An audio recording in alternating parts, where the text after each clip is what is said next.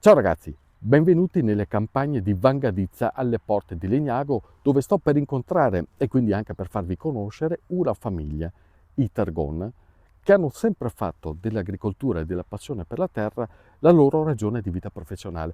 È una famiglia molto conosciuta nel territorio proprio per questa tipologia di attività, ma è un'attività che in passato ha conosciuto anche delle situazioni difficili, come per esempio la tromba d'aria che ha praticamente spazzato via tutto quello che c'era. Perché mi ha colpito questa famiglia? Perché si sono rimboccati le maniche, hanno continuato, anche a costo di grandi sacrifici, a portare avanti questa attività e 3 anni fa anche la figlia, Lisa, ha deciso di affiancarsi ai genitori nella conduzione e nella gestione. E insieme a loro, e tra poco la sentirete, si possono scoprire e sentir vivere i valori che caratterizzano questa attività, quindi rispetto della natura, della terra e il chilometro zero, che è un concetto meno banale di quello che si possa immaginare. Com'è la storia di questa azienda, Lisa?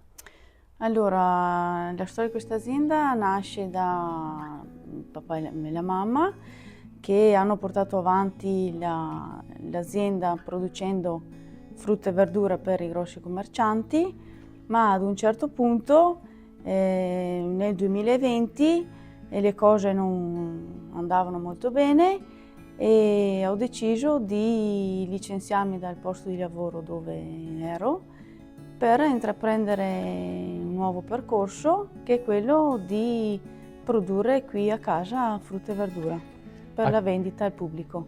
a chilometri zero, Sì. come hanno accolto i tuoi genitori l'idea che tu lavorassi con loro? Beh, subito un po' perplessi perché insomma il posto fisso, un'entrata sicura è tutta un'altra cosa. Dopo parlandone un po', insomma, l'hanno presa bene, sono stati contenti e fiduciosi, insomma. È un bel salto questo, Eh sì, rinunciare a una sicurezza per avere un'attività in proprio che, con tutti i rischi che questo comporta. sì, diciamo che è stato un bel salto, però lavorare a casa insomma ti dà delle grosse soddisfazioni. Siamo partiti 3 anni fa circa e diciamo che dopo 3 anni insomma le soddisfazioni ci sono da parte dei nostri clienti insomma. Che cosa coltivate in sostanza?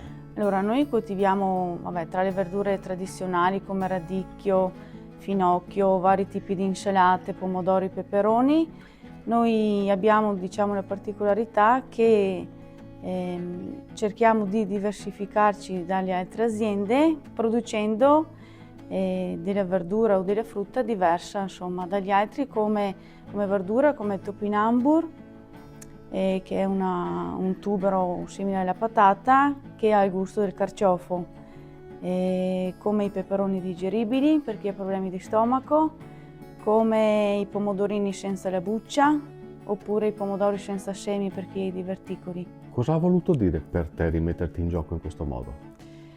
Ha voluto dire di rimboccarsi le maniche e con insomma, l'impegno e la forza di cominciare a intraprendere questo percorso, ecco. C'è stata paura all'inizio?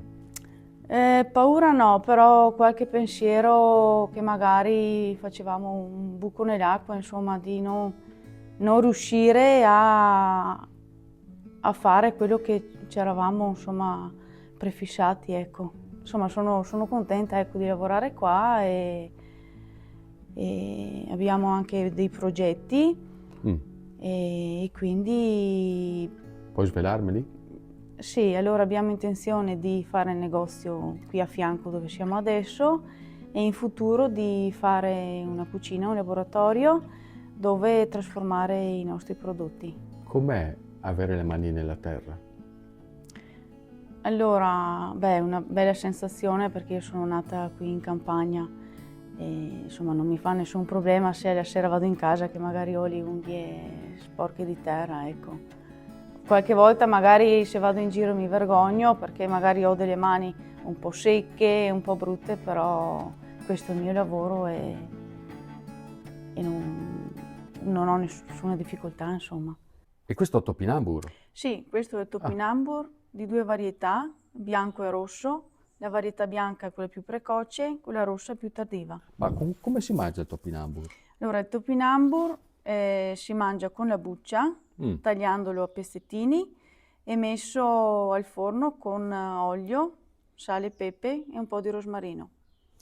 Ma per altri consigli troverete Lisa alla Festa dei Sapori a Legnago in Piazza Garibaldi dal 9 al 12 novembre. Questo evento è organizzato dalla Proloco con Vivi Legnago e il comune di Legnago.